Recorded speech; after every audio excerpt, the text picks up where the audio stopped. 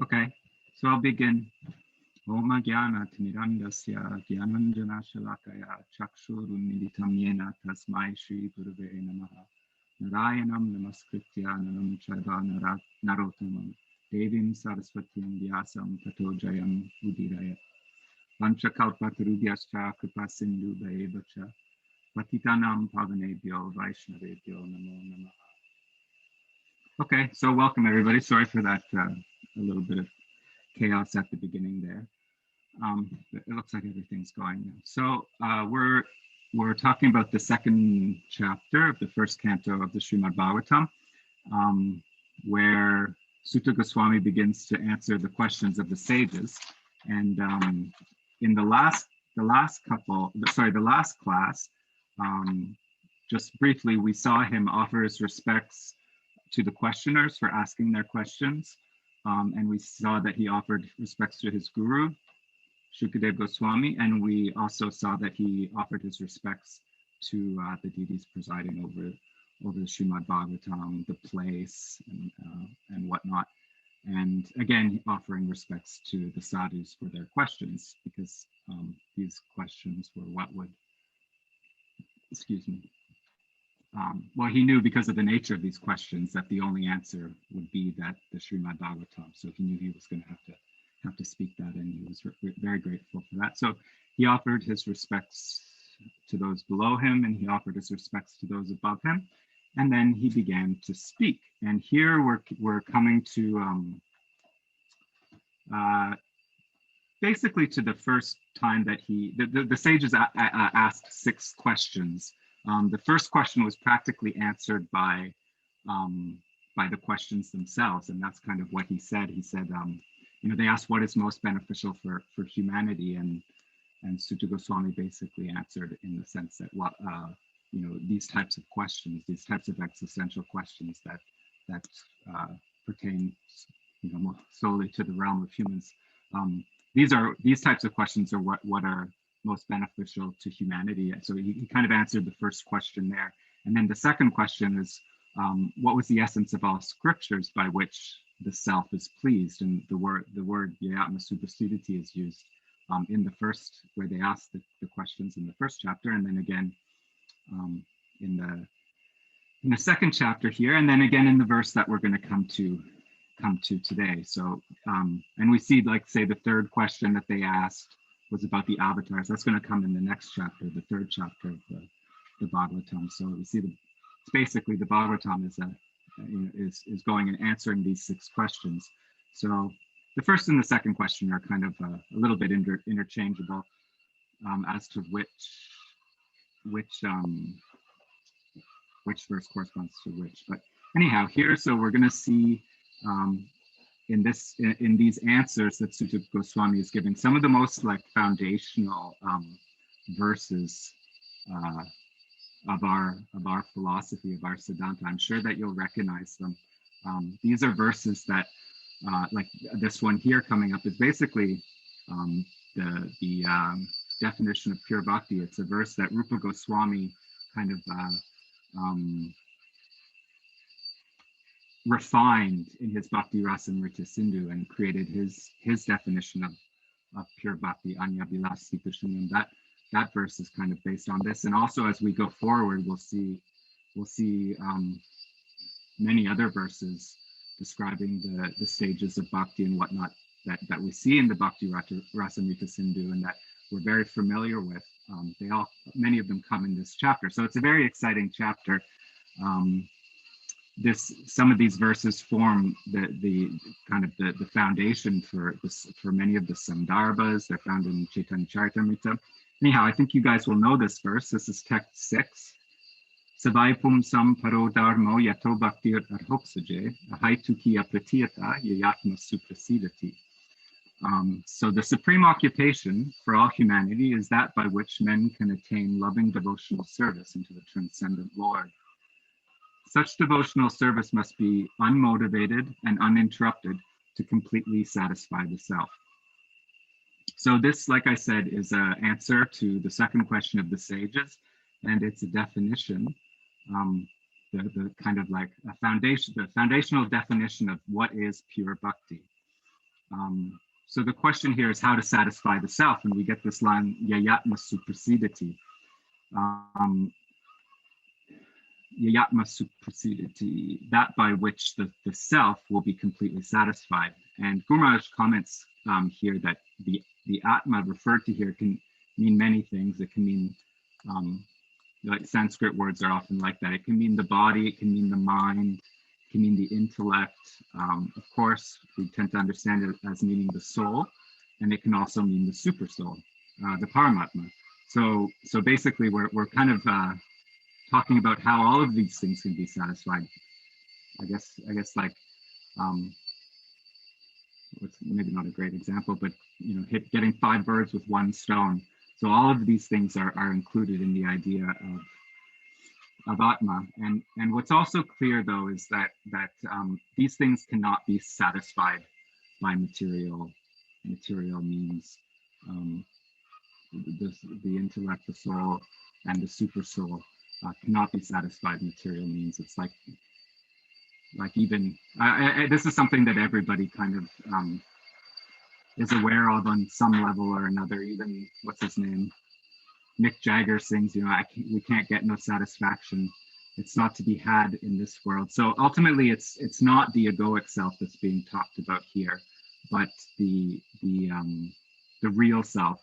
And Gumar's kind of often makes this point when we're talking about ego death or deconstructing the ego or killing the ego. There's someone who's doing that. It's not suicide. There's somebody who is deconstructing the ego. There is an identity on the other side. The scriptures say nityo nityanam chaitanas chaitananam, which means of the many eternals, there's one eternal, and of the many units of consciousness, there is one consciousness. So the idea of this verse is that the self, the Atma, will be satisfied in relation, in context of satisfying the supreme self. In the beginning of, in Guru Maharaj's introduction to his Bhagavad Gita, I just remember this because I gave that, to my father to read once, and I can't remember if he highlighted it or I noticed it in some notes, or maybe he brought it up to me, I can't remember, but Guru Maharaj describes this really nicely in the introduction to his Gita, where it's just a nice sentence, where he says that,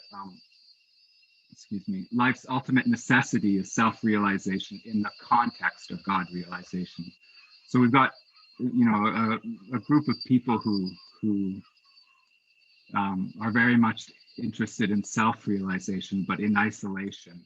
And our view is more that self-realization is best achieved in the context of God realization. We exist in an environment. We exist relationally. We're relational beings, and self-realization, in and of itself, is isolated. It's kind of like trying to, looking at yourself in the mirror, trying to see oneself in the mirror in the dark. But when the sun comes up, your reflection is automatically shown to you. So this is kind of the idea in the context of God realization. Self-realization occurs very easily, occurs in and of its own. There's a beautiful verse. This is the first verse that I think Guru Maharaj wrote to me in an email. He said the verse Krishna Surya Sama Maya Haya Andankara.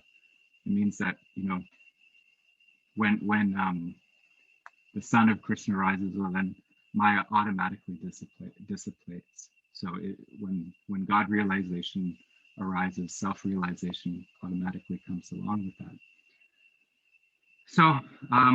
So the way that the Atma is satisfied is sabai pumsam paro dharma. So we get to this idea of dharma and what is the the function of this self, this in its proper environment, the self in context.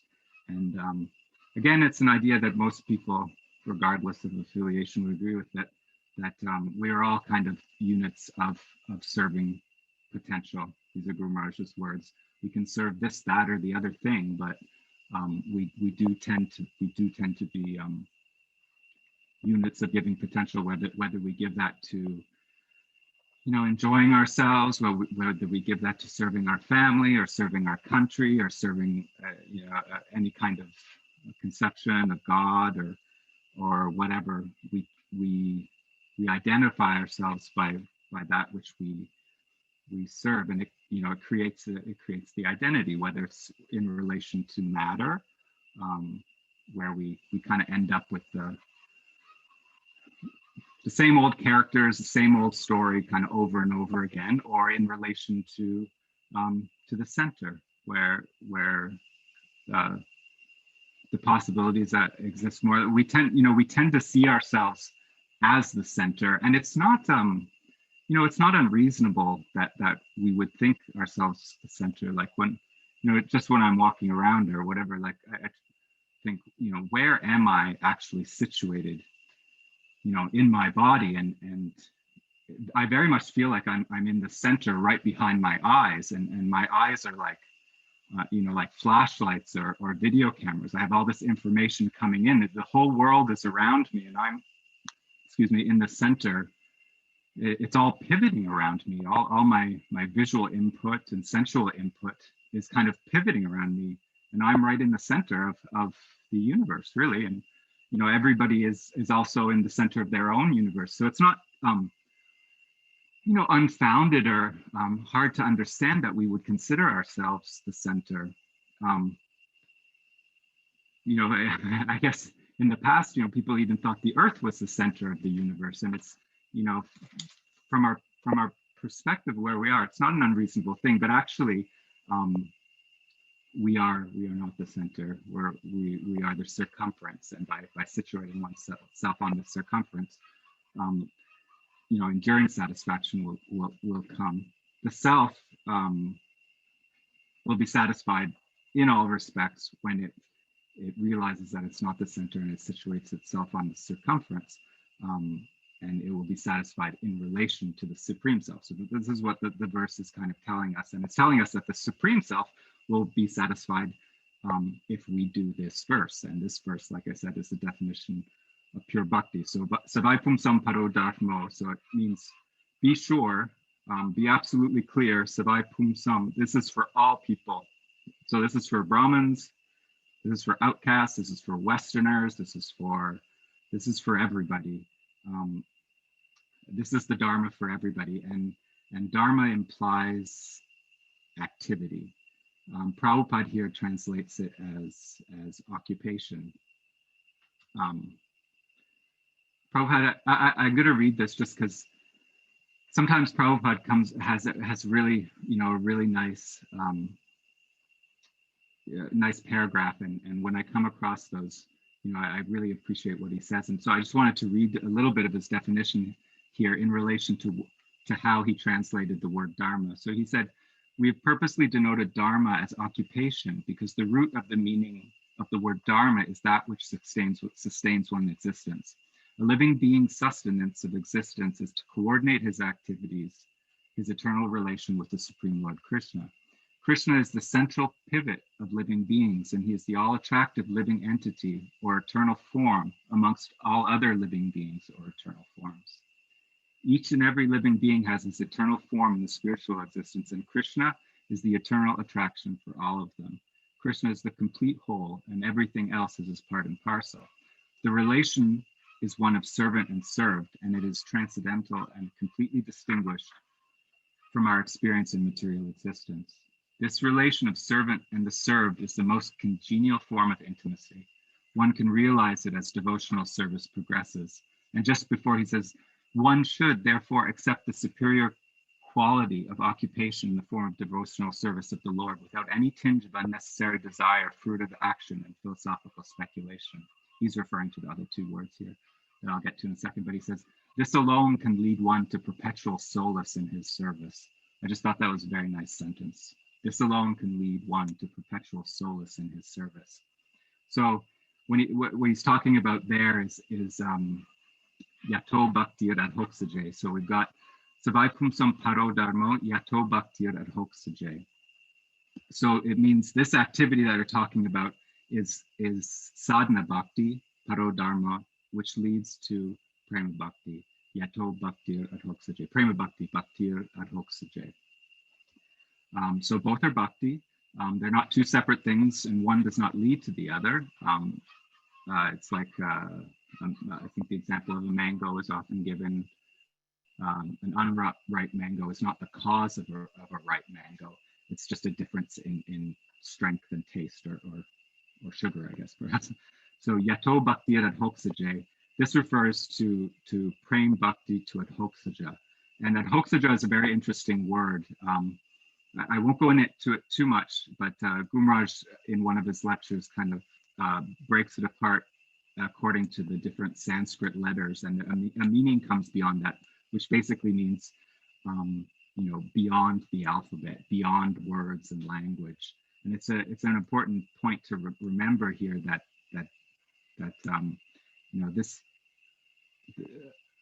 that the Godhead is, in a sense, always remains a mystery. The word adhoksaja means transcendental. And transcendental is what is beyond time and space. So it's not something that we can claim to know in and out. It's constantly remains as somewhat of a mystery, and we have to be comfortable with the idea of not knowing.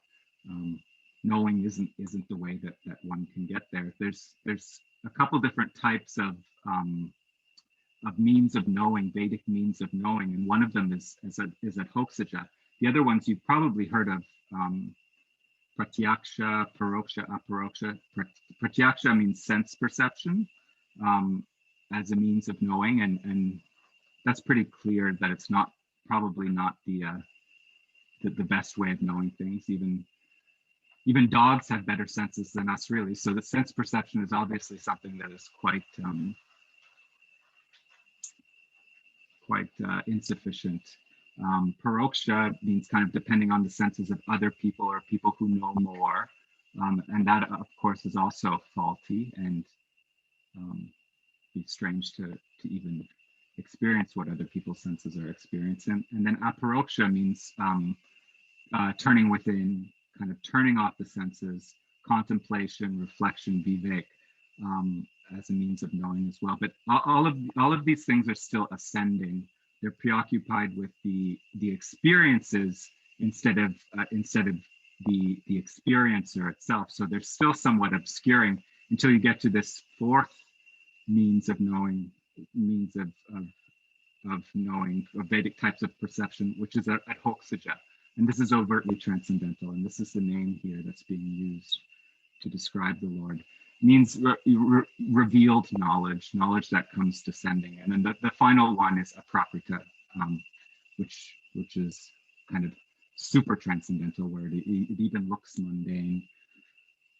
But the idea is that it's a descending path, and that we have to be comfortable with not being able to understand or know all of it. Like Kumaraj often says, or quoting, if they say Brahman, means that if you understand Brahman, means that you have, or that story he gives about the Bhagavatam, which I'm sure you've all heard.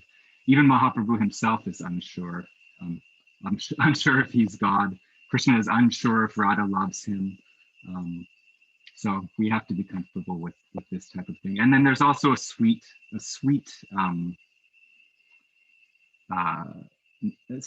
meaning to the name Adhoksaja, which refers to baby Krishna, and it means he who was born under the axle of a cart.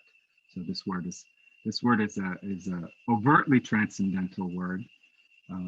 Reminds one in some senses of Vishnu and a realm beyond time and space, but it's also found to be used by the gopis in addressing Krishna, and it means one who's born under the axle of a cart.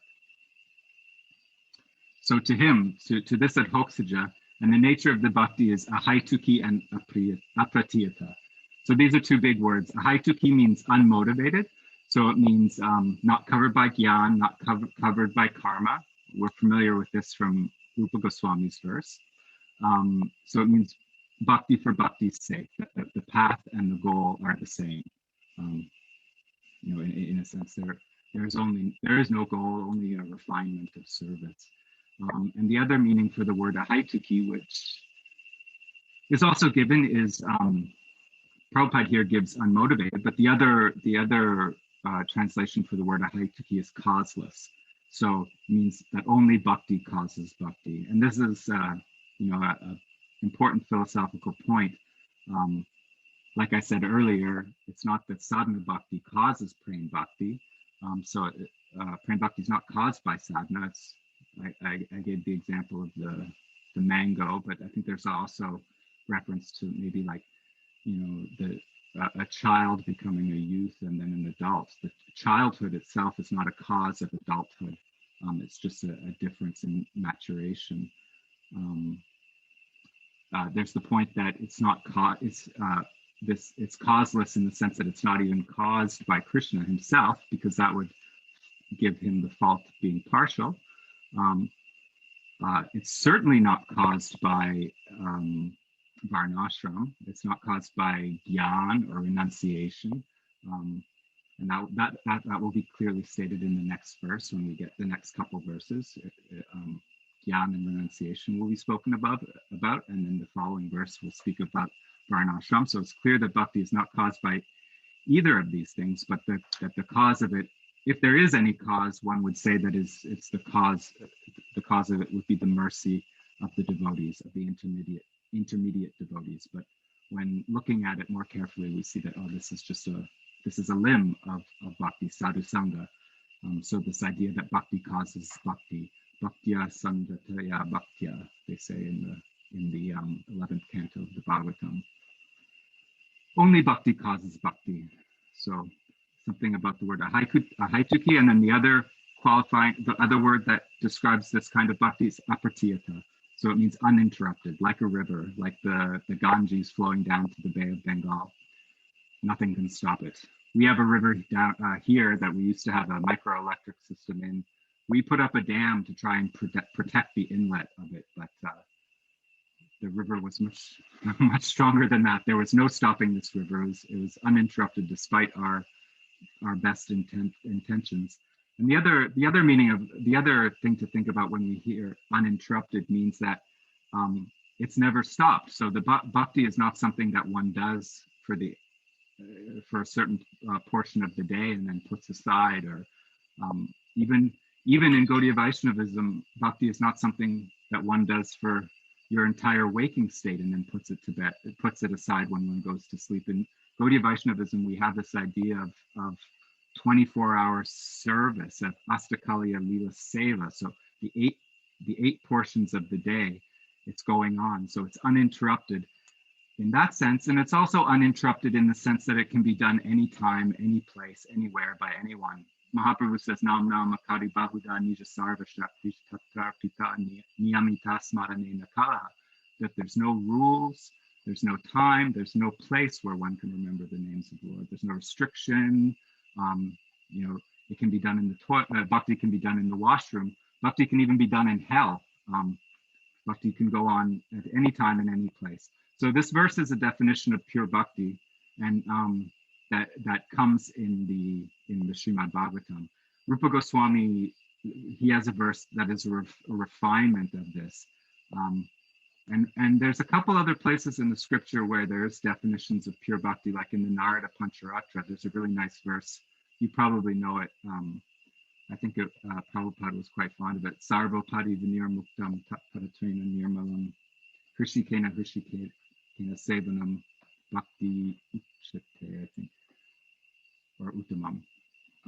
Anyhow, this is also a very nice verse. And if I won't do it now, but if you go and you take these definitions from the scripture of what is pure bhakti, you can correlate and correspond all the different elements, the marginal characteristics and the internal characteristics of it, what it is not, and you can kind of line up all these verses, and it's a really nice exercise to do, because it's really good to be able to define what you're doing, and it's really good to be able to define what we're doing, so that one can explain it to somebody else if they should so be interested, and so that one can explain it to oneself as well. Yeah, okay, so I think that's good for that verse 6. So we'll move on to verse 7, which is another famous verse you've probably heard of. Sorry, just looking at the time. Vasudeve Bhagavati Bhakti Yoga Prayojita Janyati Ashu Vairagyam Gyanam Chayad Ahaitukam. That word is there again, Ahaitukam. So by rendering devotional service unto the personality of Godhead, Sri Krishna, one immediately acquires causeless knowledge and detachment from the world. So here in verse 7, after getting the definition of what is pure bhakti, we get kind of the nature of that satisfaction, as well as the clear kind of dismissal of gyan, vairagya, so knowledge, renunciation, and in the following verse, karma and varnashram, as either being causes or limbs of bhakti. So these are quite heavy statements, because these types of things, gyan, karma, varnashram, these are nice things in and of themselves, and they're very much respected in the world and in spiritual circles. Certainly, Gyan and Vairagya are very noble and respected things. So these are heavy statements when they're saying that the nature of this satisfaction for the Atma and for the Paramatma is not Gyan or Vairagya, but Bhakti Yoga Prayojita. So Bhakti Yoga Prayojita means, Vishwanath Chakravarti has given this, it means that it's full of special feelings. So it means it's full of these tastes of rasa, of parental love, friendly love, romantic love. And within that, without endeavoring separately, knowledge and renunciation come. So in a sense, this type of knowledge of the difference between matter and spirit, renunciation of things of the world, these things come naturally, like maidservants to the queen or whatnot. But also when they're talking about this gyan and vairagyam, it's referring to a special kind, the gyan of the knowledge of bhakti, the forms of Krishna, his qualities, his personality, his pastimes, that type of knowledge. These are like, the details of love. When you fall in love with somebody, all these little details become something that one wants to search out or know about or contemplate. So these details of Krishna, and then the renunciation is of everything that is not favorable to bhakti. So like one would do when courting somebody, or you give up the things that perhaps your lover doesn't like so much, and this happens very naturally. The idea of the higher taste, like that cookbook, for example, that if one is engaged in something higher, these kind of lesser things fall away quite naturally. Sarvabhauma gives a very beautiful verse describing Chaitanya Mahaprabhu. He says, Vairagya Vidya Nija Bhakti Yogam Shikshartham Eka Purusha Purana Shri Krishna Chaitanya Sharira Dari Kripam Buddhir Tam Aham Prapati. And it means that Sri Chaitanya appeared to give to share real knowledge, knowledge of his own bhakti, and detachment from whatever doesn't foster this. Let me see if I can just find Prabhupada's translation, because it's quite nice the way that he says it. It's something along those lines. He says, I can find it quickly. He says, let me take shelter of the Supreme Personality of Godhead, Sri Krishna, who is descended in the form of Lord Chaitanya Mahaprabhu to teach us real knowledge, his devotional service, and detachment from whatever does not foster Krishna consciousness. So this description and glorification of Chaitanya Mahaprabhu is kind of describing this type of gyan and this type of vairagya, and that they come naturally and that they are included within bhakti. The idea being that pursuing them in and of themselves can be problematic. And why would that be? Rupa Goswami kind of explains that a little bit further in his, maybe at the end of the chapter that begins with in the Bhakti Rasamrita Sindhu. So he uses the previous verse to construct his verse of, he refines it to create his own verse defining pure bhakti, anyabhyas, shita shunyam. And then later in the chapter, after describing many limbs and parts of bhakti, he says this, that jnana and vairagya, in a sense, they can be problematic pursued on their own because they're very hard hardening, like well, not like cholesterol, but they harden the heart, arguing, debating, the pride of knowledge, the self-esteem that comes from these types of things. They tend to cause the heart to be hard, and that's very opposed to what our goal is, which is prem, and he defines prem bhakti as well. And bhav bhakti and prem bhakti are both described in terms of progressive softening of the heart. In bhav bhakti, the heart becomes soft, and in prem bhakti, it becomes completely melted. Guru Maharaj has often said that, in order to keep kind of hard-heartedness in check in the ashram, because in the ashram, people might have a tendency a little bit more towards vairagya, renunciation of it. That's one of the things about having cows in the ashram, and why Guru Maharaj wants to have cows, because it keeps everyone's heart very soft, because cows are very affectionate and cute animals to be with. So one doesn't need to pursue these things on their own. When you've got oil and water mixed together, this is an example I heard from Shamsundar. When you've got oil and water mixed together, trying to get the oil out on its own is very, very troublesome. And it's kind of like practicing renunciation for its own sake. It's very difficult to remove oil from water. But if you just keep adding more water to the mixture, eventually the oil rises and falls off the top. So that's kind of the idea, that just by doing bhakti alone, these things will go away. And as well, the qualification for bhakti is really that one is not too attached nor too detached. So these highly respected things are shown as being maid servants of bhakti, not to be pursued on their own. So what to speak of Gyan and Vairagya? In the next verse we come to, if I'm not mistaken, yes, where he goes on to Varnashram. So what to speak of, Gyan and Vairagya? What to speak of Varnashram? He says, Dharma svanustita pumsam vishvakshena kataya. Vishvakshena kata shuyaha. Nopada yet yati ratim shrama eva hi kevalam. So you might have heard this before. Shrama eva hi kevalam. Duties executed by men, regardless of occupation, are only so much useless labor if they do not provoke attraction for the message of the Supreme Lord.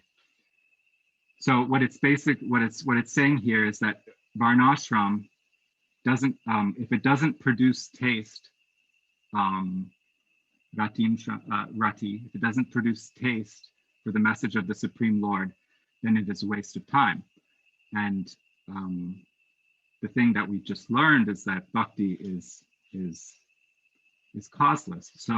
So what it's saying here is that Varnashram Dharma is a waste of time, because bhakti causes bhakti. That's the point that has to be very clear.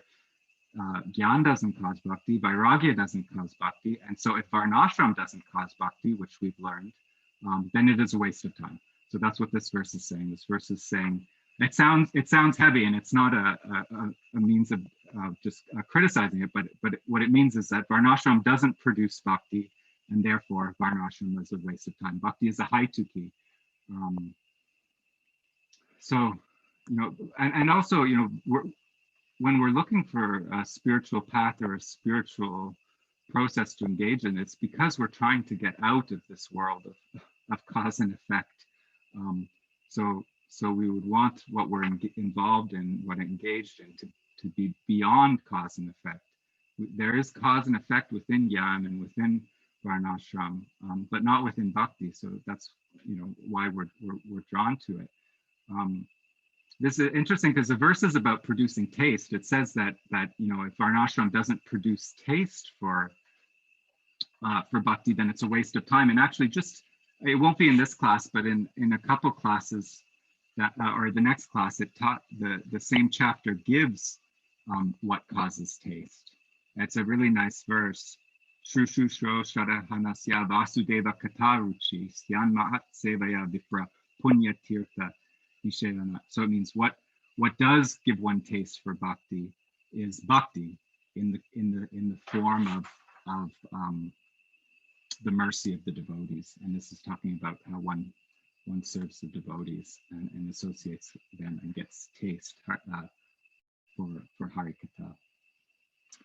So the statements are strong and they're clear. We find it here, a respectful dismissal of Varnashram, just like we find at the end of the Gita, Sarvadharman Parityaja, Mamikam Sharanam Bhaja. And we also find it at the very beginning of the Bhagavatam itself, just back in the first chapter, Dharma Projita Kaitavota, give up motivated religion.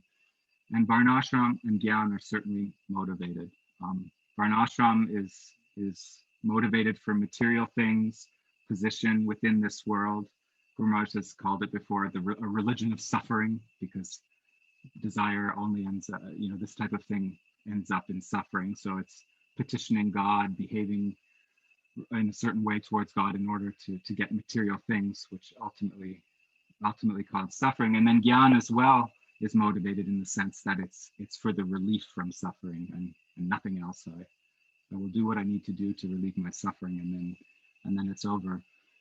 So in a sense, I was thinking about it like in relation when I was thinking about Krishna as the sun, and these are kind of like geocentric in the sense. These are like geocentric kind of views of religion. It's not exactly the right word to use, but they're the type of paths that envision God orbiting us.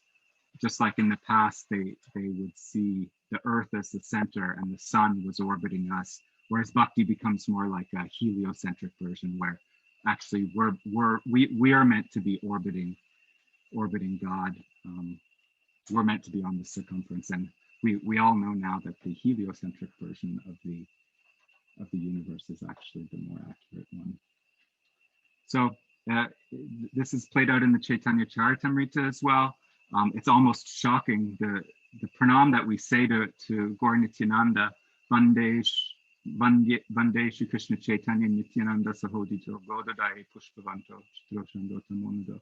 When you read this verse in the Chaitanya Charitamrita, you see that it's followed by verses that compare Gaur Nitai to the sun and the moon, and they arise simultaneously, and how wonderful it is, and that they dissipate the darkness and illuminate the heart and illuminate all things by removing the darkness of ignorance. And then Krishnadas Kaviraj Goswami goes on to make a very striking statement. He says, Agyana Tamera Nama Kaye Kaitava Dharma Artha Kama Moksha Vancha Adisabha, means I call this darkness of ignorance cheating, and it begins with the desire for Dharma, Artha, Kama, and Moksha.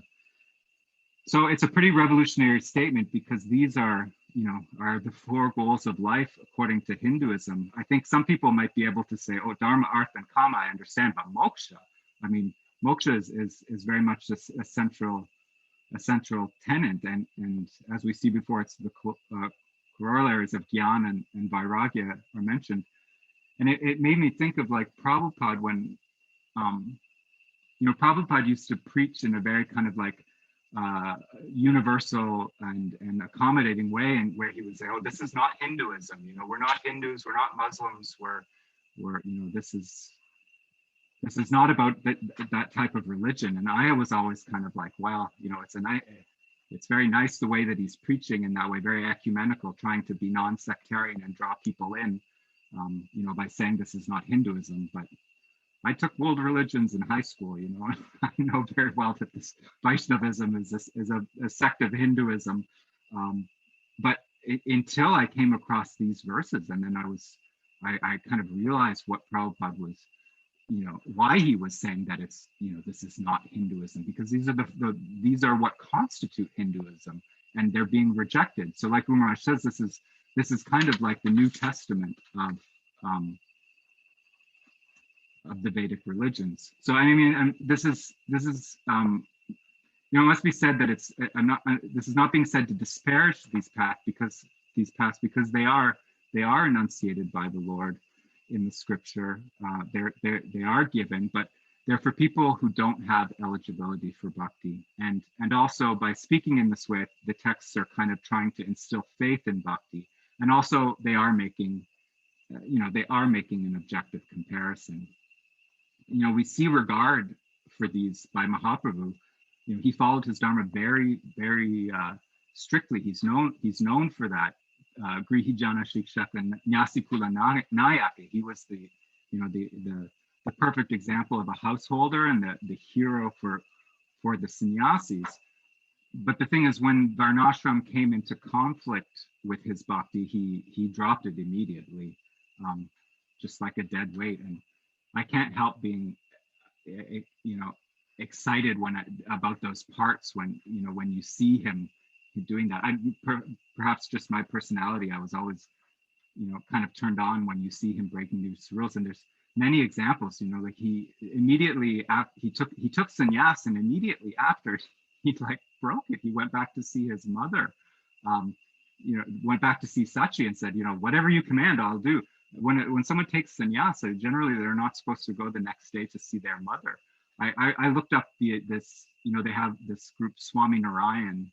They have these big temples, these big beautiful temples outside the airport in Toronto. And my mom and I went to visit once, and I was reading through their literature, and their sect of sannyas is extremely strict. There's absolutely no contact with the family allowed after they're accepted into their sannyas order. So we see Mahaprabhu, he took sannyas and then immediately went to see his mother. He also in the Jagannath temple let a woman climb on his shoulders, because he could see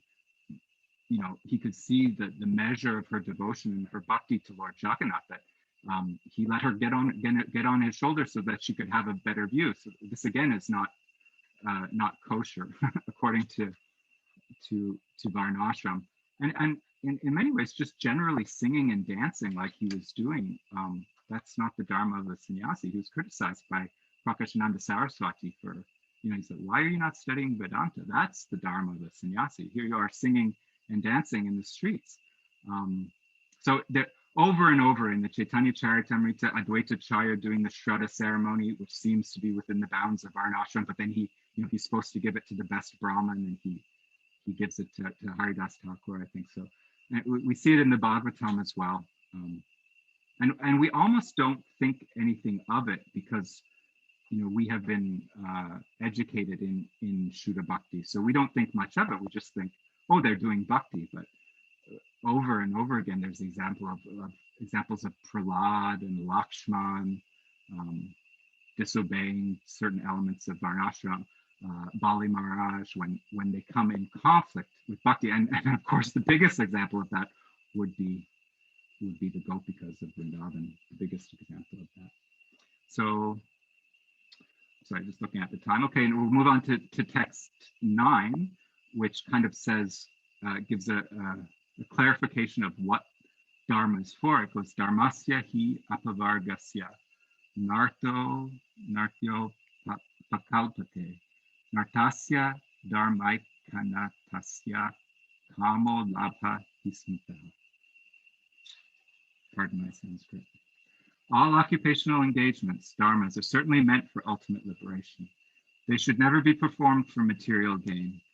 Furthermore, one who is engaged in the ultimate occupational service should never use material gain to cultivate sense gratification. So what this verse is saying is that all dharmas are ultimately meant for liberation. That's the meaning of the word apavarga, ultimate liberation, apavarga. So dharmas are ultimately meant for liberation. Dharma unto itself is not the goal. The result of performing dharma, like we've seen from this previous verse that I quoted from the Chaitanya Charitamrita, that this progression is given: dharma, artha, kama, moksha. These are the four purusharthas. So the result of performing dharma is artha, the acquisition of material results. The result of material acquisition is the desire, kama, and the result of kama is the pleasure of the senses. So it's a cycle that goes like this. You do dharma, you get artha. Artha allows you to pursue kama, being the pleasure of the senses, and then for the senses, like which we know can never be satisfied, one goes around again for further pleasure and executes the sequence again. So in a sense, it seems a little bit strange that it seems like a bit of a trap, because one gets trapped in this. And from this very verse, we're told that Dharma is not forgetting things, that Dharma is meant for ultimate liberation, upavarga. So how to understand this? And the way that Guru Maharaj explained it is that this kind of cycle is actually a kind of carrot. It's kind of bait that promotes faith in scripture. So by following the scripture, one gets by following the scripture, one gets artha, and one gets kama. One gets what one fulfills one's desires through following it, and then one gains faith in the scripture. So it's like, in that sense, it's a carrot. And ideally what's supposed to happen is that it's supposed to cause one to look more deeply into the scripture.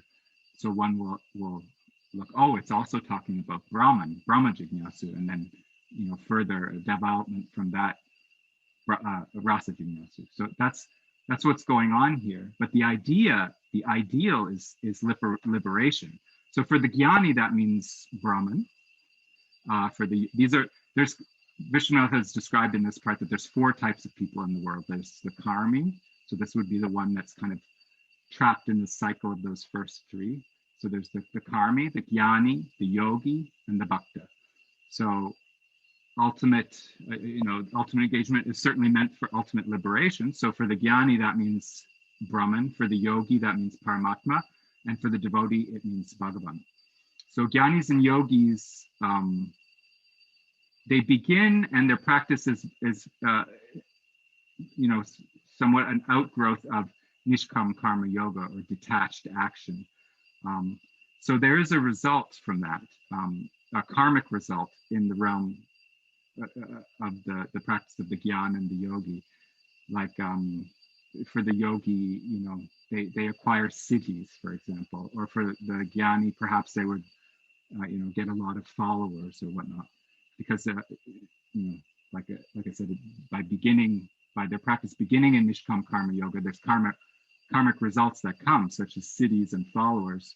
For the bhaktas, there's no karmic effect, because bhakti is outside of the realm of cause and effect. But still things come, like perhaps fame, popularity.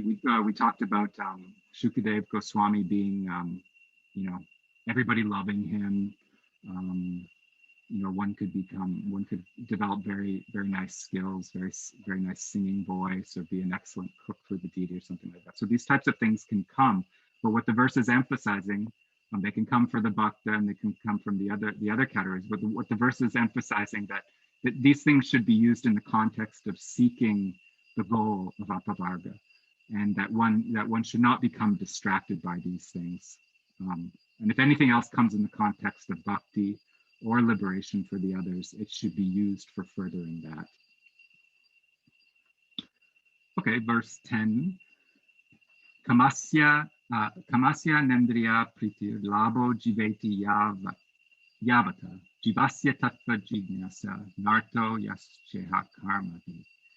Life's desire should never be aimed at gratifying the senses. One should desire to live only because human life enables one to inquire about the absolute truth. This should be the goal of all works. So this is the idea, or just kind of like emphasizing the point that the satisfaction of the senses might come from practicing Dharma, but that life should not be lived for that. Life should not be lived for the carrot that Dharma offers. And sense enjoyment is not the goal of life, but it's not because God, people sometimes get turned off by this idea, sense gratification is bad, and it's not that God is a grumpy old man, who just wants to ruin everybody's fun, or they didn't write all these rules down and everything because they were uptight and wanted to ruin everybody's fun, but just that it's the nature of desire, and this is a truth that you just can't get around, and also human life is an amazing opportunity. Human life affords something very, very special. So because of these two things,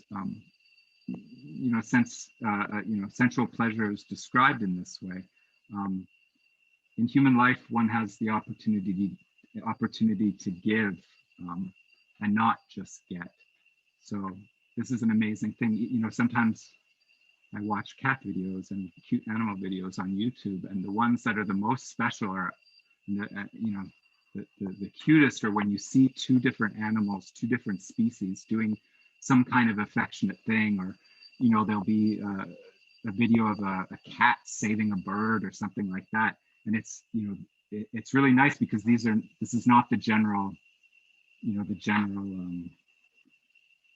way that animals behave. And so when we see that, we're like, oh, but that's the thing that humans can do.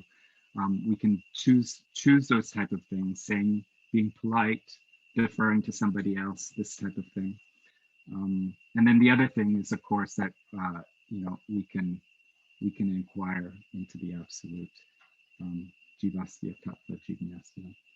So and so it's making that point. And then we have 5 minutes until it's been an hour, and there's a really important verse that comes up here. But I'll try and just kind of do it quickly, because the nature of that absolute that we're meant to look for or pursue is given here. This is probably one of the most famous verses. This is like the verse that describes the absolute for us. This is the verse that describes the absolute, the concept of the absolute that Sri Chaitanya Mahaprabhu embraced. It's probably the most key verse of Sambandha. I'm sure you know it. Vedanti tat tattva vidas tattvam yaj jnanam advayam. Brahmeti paramapneti bhagavan iti shabdite. Learned transcendentalists who know the absolute truth call this non-dual substance Brahman, Paramatma, or Bhagavan.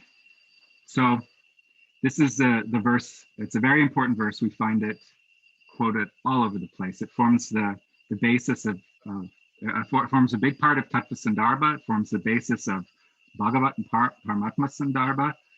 The verse is quoted 6 times in the Chaitanya Charitamrita in 4 different places. The verse is quoted. So we hear often that if something is repeated 3 times in Vedic literature, it's very important. This verse in the Chaitanya Charitamrita is quoted 6 times. So you can see how it's a very, very important verse, and it forms the basis for Krishnadas Kaviraj's beautiful composition of his Vasta Nirdesh Slok at the beginning, where he describes Sri Chaitanya Mahaprabhu as being Krishna, as Brahman being the effulgence of his body, as the Paramatma being a partial expansion of himself, and as of him as being Bhagavan endowed with all 6 opulences. So yeah, I won't go into all the places that it's found in the Chaitanya Charitamrita. You can go and look at it, but it's worth noting. But basically, the idea here is that in all schools of Vedanta, whether they be monist, dualist, non-dualist, qualified dualist, all these different schools, the absolute is viewed as consciousness. This is a central tenet of all the schools of Vedanta. And this idea of consciousness is, there's a lot to say about it, but it's a hard thing to define in many ways, because it's hard for people to come together and necessarily agree what it means. It's a hard thing to define because it is totally categorically different from anything out there. So there's nothing to compare it to. All things are experienced by us, while consciousness is that experience itself, or perhaps the theater or the backdrop on which those experiences happen. It's first-person subjective experience, or being, or existence. Existence itself, being itself. Sometimes it gets confused with like awareness or perception or being awake or being cognizant. These are all functional properties. So it doesn't mean that. It means it means that this first person existential awareness. It means that which cannot be denied. These are very simple ways of thinking about consciousness. It's a a very complicated subject that I certainly cannot do justice, but I read these parts in Guru Maharaj's Tattva Sandarbha, and they're kind of straightforward and easy to understand, but very deep at the same time. It's consciousness is that which cannot be denied, because denial is itself an act of consciousness. So one cannot say consciousness doesn't exist in the same way that, you can't say existence doesn't exist in the same way that you say, my mother is barren, for example. One can't say that. Even the concept of nothing or ultimate void, any of these types of things that the Buddhists put forward or anything, they all have consciousness as their foundation. That's the screen that all these ideas are being and experiences are being projected on. We have no experience of not existing. So the Bhagavatam is declaring that the nature of reality is consciousness and that it's experiential. And then just quickly, the other word here that qualifies it, jnanam, is advayam. So it means non-dual. So we are also non-dualists. And what that means is that there's no reality independent of it. It means there's no Satan. In Christianity, there's a Satan, there's an other. In Vedanta, there is no other. There's only Krishna and his Shakti. So that's all there is. No one to blame. There's only Krishna and his Shakti playing. And his Shaktis are entirely dependent on him. They're one with him and at the same time different from him. So also non-dual, it's also non-dual in relation to the Vedantic categories. Internal non-dualism, non-dualism between objects of the same class, and non-dualism in relation to objects of different classes. And this is actually really nicely put forward in the Brahma Samhita. All three of these different categories are given, like the non-difference between a particular object, like the parts of the object are non-different from the object of itself.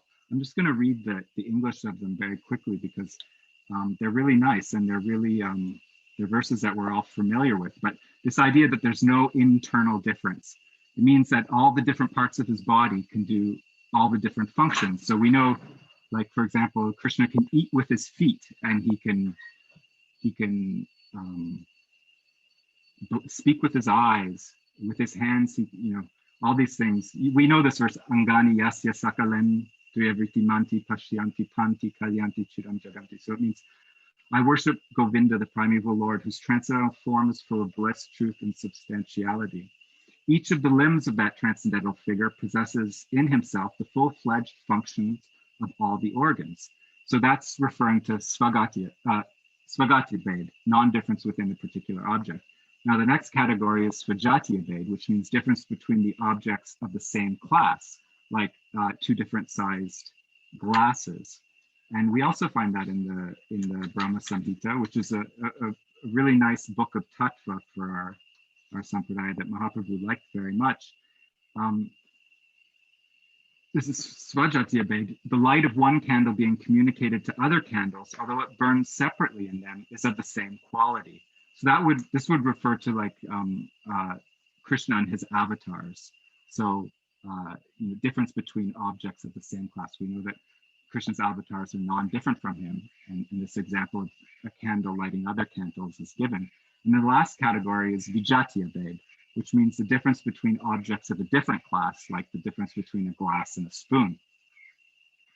So the material world, we know, is certainly a different class, but it's non-different from him, even though it's unconscious in the sense that it's his Shakti and is completely dependent on him in every respect. And there's a nice verse given in the Brahma Samhita. I'll just read the English for it, but he is an undifferentiated entity, as there is no distinction between the potency and the possessor thereof. In his work of creation of millions of worlds, his potency remains inseparable. All the universes exist in him, and he is present in his fullness in every one of the atoms that are scattered throughout the universe at one and the same time. So these are the three categories of the three categories of difference in Vedantic idea. So, and then just to finish the last part of this verse, this non-dual consciousness can be appreciated as three manifestations or three phases of the absolute. realized by the three different paths approaching him. So like mentioned before, there's three different transcendental paths: the Jnani, the Yogi, and the Bhakta. So the three different spiritual practices that they engage in are different processes for understanding the absolute. But these are three features of the same one absolute. They're different. I think Prabhupada describes it, they're different perspective views seen from different angles of vision and through different methods of approach. So for the Jnani, he appears as the effulgence of being. For the yogis, they see him as the all-pervasive knower, the Paramatma, and the Bhaktas, of course, see him as Bhagavan. The Jiva Goswami says the irresistible form of love. And Krishna is Svayam Bhagavan. So Bhagavan is Krishna, not that Krishna is Bhagavan. Bhagavan is not a category that Krishna occupies, but rather Bhagavan is one angle, and we would say the most complete angle of vision in which the reality of Krishna can be seen.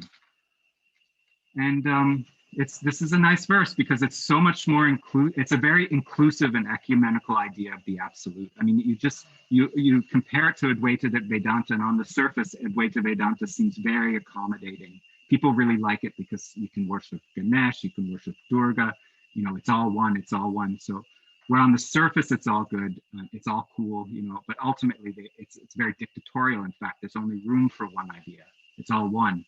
But this idea of non-dual consciousness being realized as Brahman, Paramatma, and Bhagavan is actually very inclusive. There's room for everyone, and to view the jewel of Krishna from different facets. So I'll just go quickly read verse 12 and 13 and 14 in English. That absolute truth is realized by the seriously inquisitive student or sage who is well equipped with knowledge and who has become detached by rendering devotional service and hearing from Vedanta Sutra. So again, there's a reiteration that knowledge and detachment come from devotional service, and that this is a descending path. We hear and advance by hearing the scripture, or Vishwanath Chakravarti Thakur translates this as hearing from the Guru. Verse 13, O best among the twice born, it is therefore concluded that the highest perfection one can achieve by discharging his prescribed duties according to case divisions and order of life is to please the Lord Hari. This verse we probably heard, Svanushti tasya dharmasya samsiddhir haritoshanam. So Guru Maharaj quotes that often. Basically, that all dharmas are perfected by bhakti. Haritoshanam is at the root of all success, whatever the dharma is. So it's better to just go and directly water the root, directly serve Hari. And then finally, just to finish off this last section, verse 14, therefore devotees should constantly hear, glorify, remember, and worship the personality of Godhead, Bhagavan, who is their protector. And here, the important limbs of bhakti are enumerated: Shrotavya, Kirtitavyascha, Dhyeya, Pujasyacha, Nityada. So we hear, and this is the order that they are found in over and over again. It's quite consistent: hearing, chanting, remembering, and then worshiping. And Sharanagati to the Lord who is their protector. So by hearing, chanting, remembrance will come, worship will come. So that ends this section. So it was quite a few verses. The next section that we come to is very interesting. This is where we get the stages of bhakti in the Bhagavatam's version of the stages of bhakti, starting from Agyata Sukriti through faith, sadhu sangha, like that. We find these in the Bhakti Rasamrita Sindhu, and of course, Bhaktivinoda Thakur has shown us how these appear in the verses of the Shikshastakam, which Guru Maharaj has written beautifully about. So the next class in this chapter will be on these verses of the different stages of bhakti, going from faith to prema. So I'll just stop there. So I went a little bit over the hour. If anybody has any comments or corrections or questions, I'll unmute you guys and see if I'm doing it right. Okay, I think you're unmuted. If anybody would like to make any comments or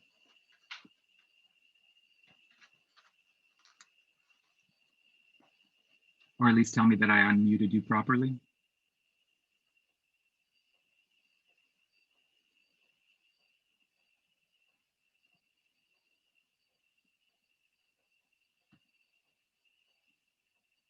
Okay. Oh, let's see. There's something in the chat. I didn't unmute you. Okay. Well, if I go to participants,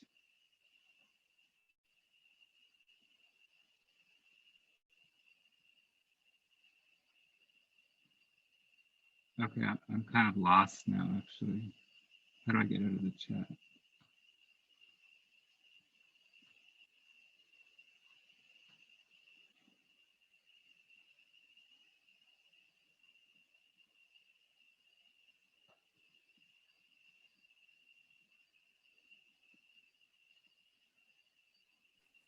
Oh, Okay, now it's I working. think, yeah, I think you can unmute yourself Yes. now. Sorry about that. I'm not that good at this. Rico is having a question. Okay. Haribol Prabhuji. Haribol. Dandavat Pranam. Thank you very much for this class. I enjoyed it very, very much. Thank you. I really like the way you were speaking about these verses. But I have a question about this Advaya Jnana Tattva in this famous verse. It seems, I mean, our philosophy really is inconceivable, simultaneous unity and difference. Mm-hmm. But we stress very much the difference aspect. Mm-hmm. Is this something you would like to comment on? Why is it like this? Outsiders often think that we're straight out dualists. I know, it's true. That's a very interesting point. It's come up in discussion a little bit before. It's true. People really think we're extreme dualists in a sense, because there's so much emphasis on the difference between the body and the soul, consciousness and matter, etc., and also the jiva and Bhagavan. Now, I mean, it's a very deep subject, and I'm not a very deep person, so I don't know what I can say beyond that. I think the reason why is because, you know, what we're interested in mostly is love, and love requires duality. So you know, the whole philosophy and everything is all about love and the permutations and nuances of love. So the emphasis has to be on the difference between Bhagavan and the Jiva, in order, you know, that, because it's in the difference more, right, where one is able to have all those expressions of love. That's kind of all that I can say as to why I would think that so much emphasis is put on the difference. It takes two to love. But you know, when you go and you read some things, like I remember being quite taken aback when reading the Chaitanya Charitamrita, where Radha and Krishna are, I mean, they're not merging, but they're getting lost into who's who, you know, and there is this kind of sense of unity and intermingling and merging in love. But in general, love takes two people. So we're interested in love, and so I think it would be talked about in that way the most. That's the only thing that I can kind of guess. And then the other thing that I would say is I actually have heard Guru Maharaj say that, you know, there might be a time where it's better to emphasize the non-duality more, because we're both, you know, we're Chintya Beta Beta, like both different and non-different at the same time. And like you said, we tend to emphasize the difference. But I've heard Guru Maharaj say where, you know, there might be times where it's, or maybe perhaps now is the time where we should start emphasizing more the non-dual part of it, you know, without distorting the philosophy, of course. But I've heard him say that, like he said, you know, maybe now's the, you know, like there's certain ways of speaking about things, like, you know, giving up religion, for example, is a very popular idea now. So he sometimes speaks, you know, we're not, people say, oh, I'm not religious, I'm spiritual. And Guru Maharaj will say, oh, yes, I mean, that's what Krishna says, give up religion, you know, like that. So he said that, he said that perhaps it's better to, at certain situations or certain times, perhaps to speak more from the non-different side of the Achintya Beta Beta Beta category. I know that's all I could, that's kind of what came to mind.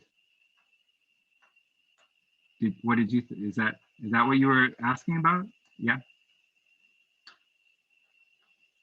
Okay. Does anybody else have any comment or question or correction? Haribol, it's Gurnishta here. Haribol Gurnishta. I just had a follow-up comment on what you said and Brigu said about the non-duality and duality. And I personally feel like, exactly like you said, that now would be like the time to start focusing, not focusing on it, but like giving, I guess you could almost say, proper emphasis on the non-dual side. And like my thought was that perhaps it wasn't emphasized as much in India, in the Gaudiya context of India, because it was taken for granted in India. Like the basis is non-dualism there. That is like the kind of like the religious, what would you call it, default. And so then we Gaudiyas wanted to make the point that like we are not only non-dualists, but we're also dualists. So that it would make sense that they kind of almost overemphasized it at that point. But then I feel like there's a lot of like baggage with the theistic religions in the West because of the dualism, the extreme dualism. So that's why, in my opinion, it would definitely make sense to start like emphasizing the non-dualism to a little bit separate us from this really hierarchical dualistic idea of this monotheistic God. But yeah, that's all I have to say. Thanks for the class. It was great. Oh, thank you. Yeah, no, I agree with you. Certainly that's, and Gurmaraj has mentioned that before. And what you said was interesting actually, because it made me think another reason, kind of an outgrowth of what you said as it being the default of India, kind of Indian thinking or whatever, would be just actually Prabhupada's pervasiveness in Gaudiya Vaishnava, you know, regardless in the West, but everywhere. I mean, Prabhupada is such a huge figure. And because of the time and place that he found himself, you know, surrounded by many other people coming from India, but he had to like emphasize that so much, you know, we're not monists, because, you know, there was Vivekananda and this one and that one, Yogi Bhajan and Sai Baba and all these people. And Prabhupada, you know, had to like really hammer that point because of the situation that he found himself in. And Prabhupada is, you know, he's like, he permeates everything. He permeates Gaudiya Vaishnavism in today's world like nobody else. And that's the environment he found himself in. So he was very much speaking from that angle of vision.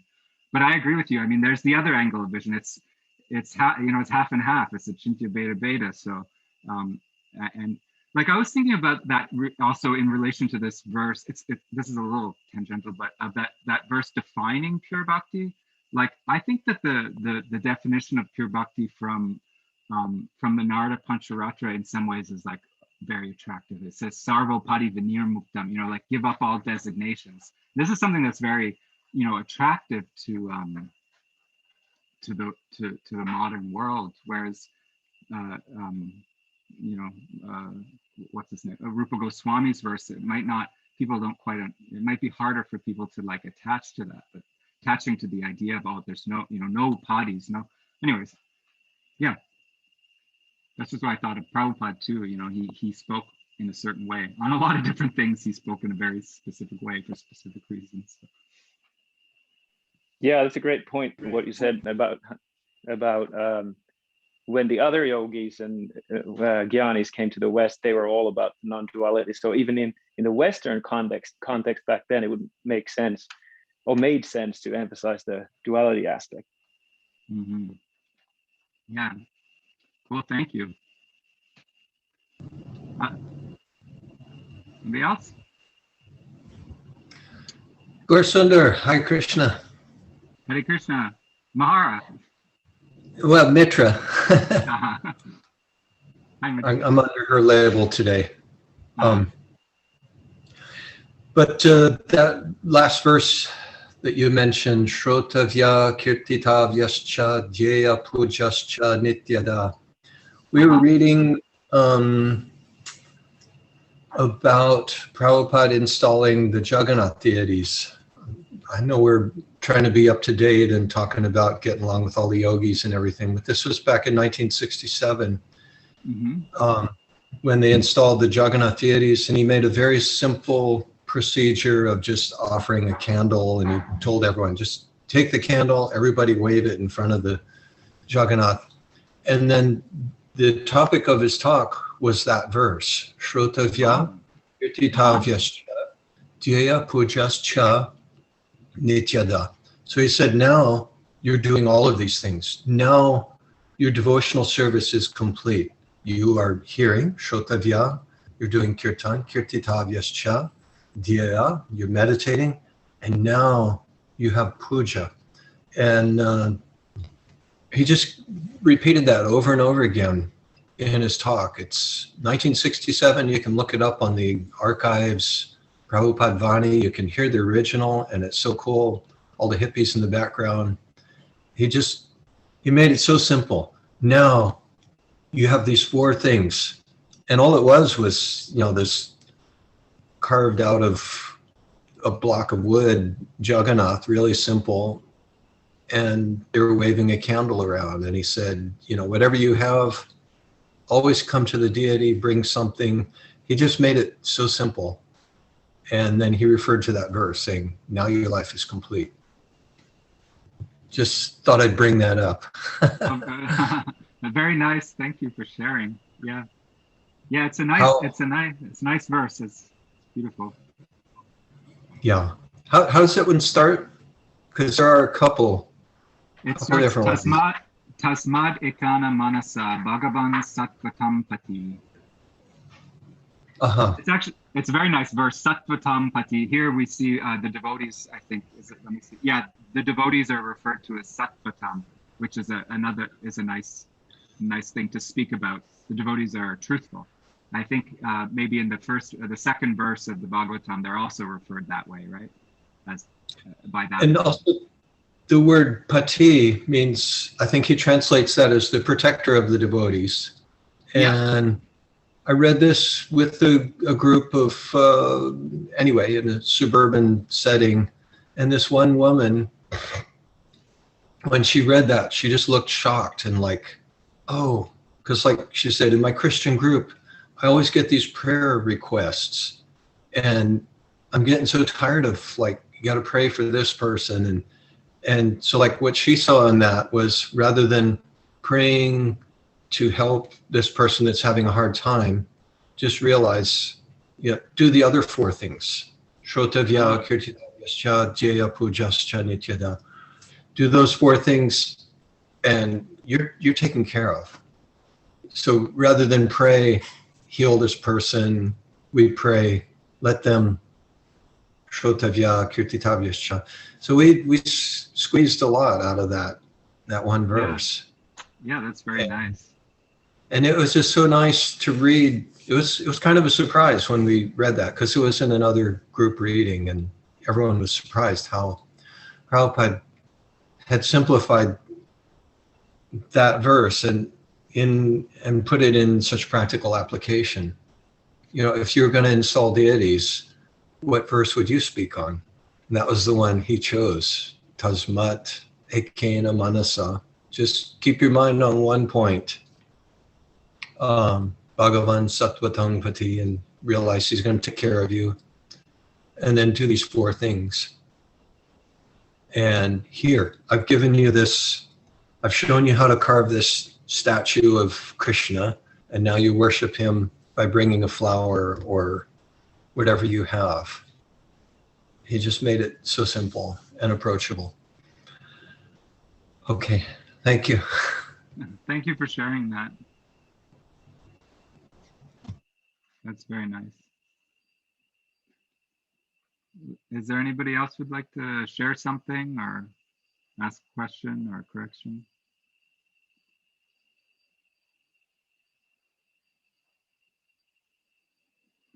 Okay, well, we've gone on for quite a while. I have a guy coming who's going to give us a quote for redoing some floors at 11, so I also have to run. Thank you very much for coming, and thanks for all your lovely observations and comments. And I should say, tomorrow is the Swami call, right? And then there's a week of lovely classes that you can tune into. And I think next weekend is, it's next weekend is Vyas Puja and Gaur Purnima. Am I right? I think so. Yeah. So Yeah. So I won't be giving class next week. Guru Maharaj there'll be the festival classes, but there'll be lovely classes all throughout the week. And if I'm not mistaken, I think my day is being moved to Thursday after that. But I'm sure Padmanabh Maharaj will post something about all the upcoming events, but I just wanted to mention that. And next week is Guru Maharaj will be giving festival lectures, and then I think if you're interested in following the stages of bhakti as outlined in the Bhagavatam, that class will be on Thursday, I think. Okay, Hari Bol, Hare Krishna, thank you very much.